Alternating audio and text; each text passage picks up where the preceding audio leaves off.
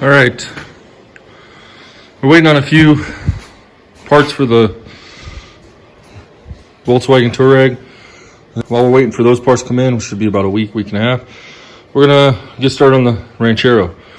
So if you remember previously, we tore apart the water pump and replaced the gaskets, both gaskets on the water pump, the gasket on the thermostat housing, and we found that they used the incorrect hose or cut it to the wrong length for the thermostat bypass hose. So we replaced that, got new clamps, new gaskets, and that fixed the leak around the water pump.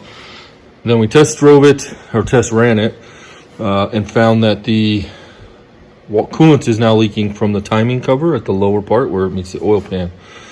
So what we're gonna do is I'm gonna pull the radiator back out. I'm gonna do a little different because I don't want to fight with this tight area here. So we'll go ahead and pull the cooling fan off, probably pull the radiator completely out. Then we'll pull everything off the front because I'm gonna have to be able to get a dampener pulley in there, or puller. So we'll pull everything off, pull the dampener pulley, the dampener off the front, and then pull the timing cover off. I got the whole gasket kit, should give us all the gaskets and seals that we need for that. While we have that off, we're gonna pull the oil pan. Then we're gonna jack up the car, put on jack stands, get underneath, pull the oil pan off, and I have a one-piece oil pan gasket to put on, so we don't have to worry about the little corner pieces just doing the timing cover. So we'll put the one-piece gasket on there. But before we do that, the main reason why we're pulling off the oil pan is so we can replace the oil pump drive shaft with an ARP upgraded drive shaft. So that was one of the things that needed to get done. So we're gonna get that done, then we'll button up the oil pan and the timing cover will go back on. Then we're gonna move back and do the fuel tank. We're gonna drop that, put a rubber membrane on, and test the fuel sending unit because we're not getting anything on the fuel gauge. So we're gonna kind of see if we need to adjust it or if it's even getting power. Then we'll put the fuel tank back up, and then we need to cut the transmission cross member off and pull it out and try to figure out how to reshape it to allow the oil so it doesn't rub on the oil pan. We're gonna figure out a way to bolt the cross member in instead of welding it like they did, so it can be removed if we need to drop a transmission. So that's the plan for that. And then once that's done, I think the only thing left underneath would be install front and rear steering stabilizers. So we have those. We just got to figure out how to mount them up. The front's pretty easy. I think there's little pockets on the lower control arms that they will lock into, and then we mount it to the frame. The rear, I don't think this had a rear stabilizer bar, so he's got one that we can see if we can figure out how to mount it. And that should get everything done on the underside. Then we'll double check, make sure the park and brake's working. It seems to be holding it right now. We'll do some tests on it. We'll drop it back down on the ground, put the engine, put all this stuff back on, and then we should be able to test run the car. That's the plan. We have the gaskets for the timing cover and water pump and the oil pan, so that we're not gonna be waiting on. I do need to order an oil pan gasket, and I haven't decided if I'm gonna change the filter on it. I think it's just a screen in there, so there's no more miles on it. I don't think I need to. I'll just get a good quality pan gasket and then get some transmission fluid for that, and we'll change the water, the oil and oil filter on the engine since we got to drop the oil pan. She should be running. Then we'll just start troubleshooting the electrical. Just sort that out. I think that's going to take some time, but hopefully we can figure it out. Then once the electrical's done, it's the interior. So that will be interesting. But we'll figure it out. I do have to remove the windshield, so I've never done that. But we got to install this chrome trim. They didn't quite do it right, my dad said. But this corner piece we have, so he said we have to remove the windshield and reinstall it with the chrome trim on it, and that's how it locks into place. So that'll be interesting. We'll do that. And I got the coolant draining right now. It's pretty much all drained out in the radiator. I'm not going to worry about the engine block because there's nothing wrong with it. So we can go ahead and start. We'll disconnect the upper radiator hose, tuck it back, leave the coolant that's in there. Whatever falls out when we pull the water pump off is what it is. We'll get this stuff out. We're going to remove the battery because we had that in there just while we were working on it. We'll remove the battery, put it on a little trickle charger, and we'll be good to go. Let's get started.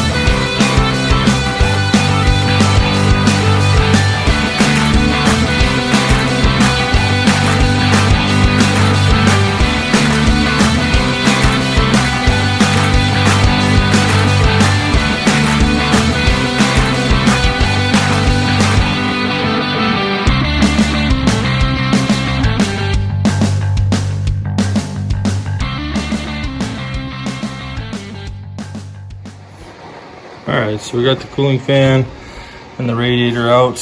I'm going to leave the condenser in there for now.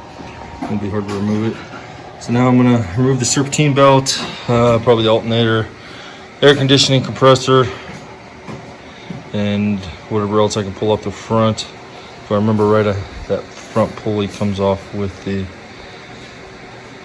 front bracket. So along with the power steering, we'll remove the power steering pump and go from there. Okay, so we got the alternator off. We got the power steering bolt or pump disconnected and laying off this side. I didn't disconnect the hoses. So now I think I go to the passenger side, remove the air conditioning compressor, the belt tensioner, and then I'll look at seeing if I can remove that pulley on the front. This one here.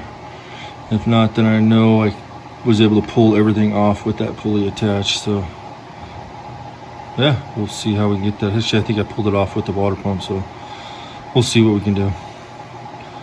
All right, let's keep going. All right, so we got everything off the front cover, or the front with the water pump. Now we got to get this dampener off.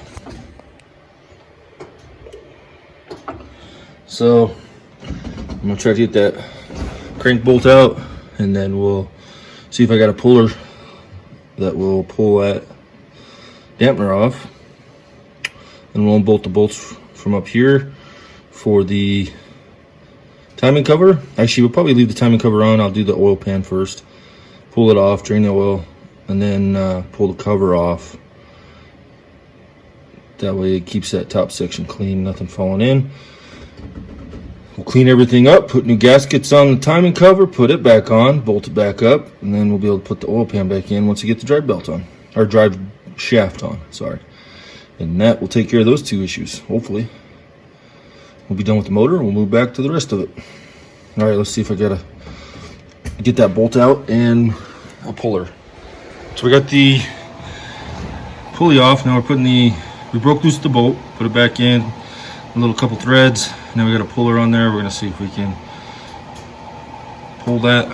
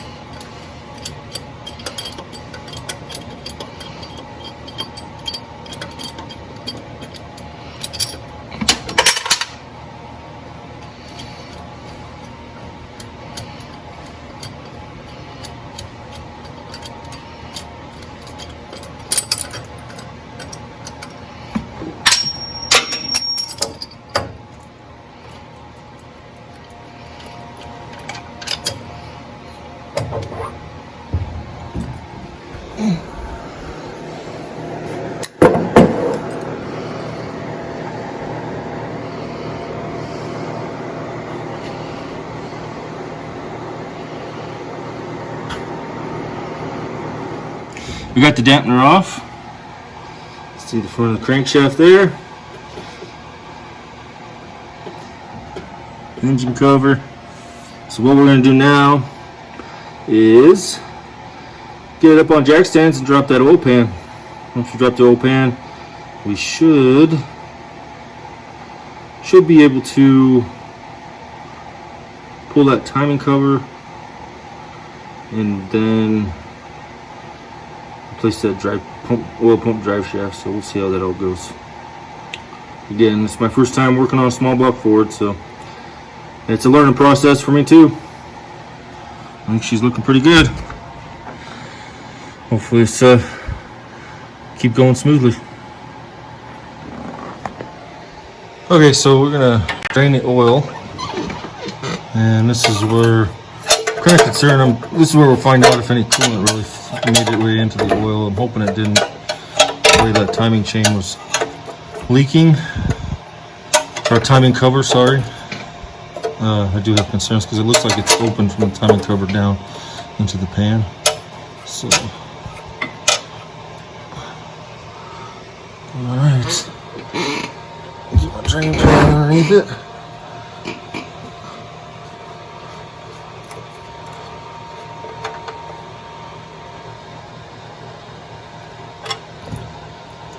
I don't see any oil or any signs of antifreeze. That would have been one of the first things that came out. So, that's a good sign. We'll let this drain, and then once it's drained for a bit, we'll pull off the oil pan. All right, pretty much done draining the oil out, so we're going to start pulling all these bolts out for the oil pan. Get that pulled out, take a look at it inside, and see what we're going to do to replace that oil pump drive shaft. All right, we got the oil pan off. Pretty sure I got to pull this cover off. Oops, sorry. This cover. The oil pump drive shaft is right here. You can't really see it, but I can feel it just behind this. So I'm hoping I can just pull it out from the bottom here. Everything else looks good. Looks like the same kind of oil pan gasket that I have. I'll go ahead and replace it anyways. This one looks like it's probably fine, but I don't want to have to mess with this anymore. So now we got this off. We'll see if we can do the oil pump drive, shaft fairly easy. We can do that, get it changed out. Then we'll pull this timing cover off, clean the surfaces up and reseal it, put it back on. I think we got to put the water pump on when we do that as well. Then we'll put the oil pan on, bolt it down, and we should be good. All right, let's get this going. Okay, so I got the pump drive. I had to pull the pump out itself. There's a keeper on there that doesn't allow it to drop down. So you can see the ARPs on the left.